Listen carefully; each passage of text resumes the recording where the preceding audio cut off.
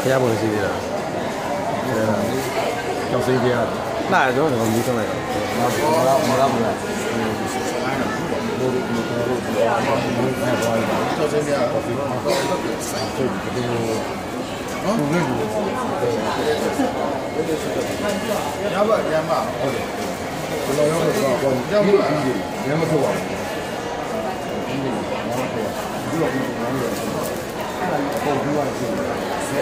ဒီဝိုင်းဆိုတာဘာမှမဟုတ်ဘူး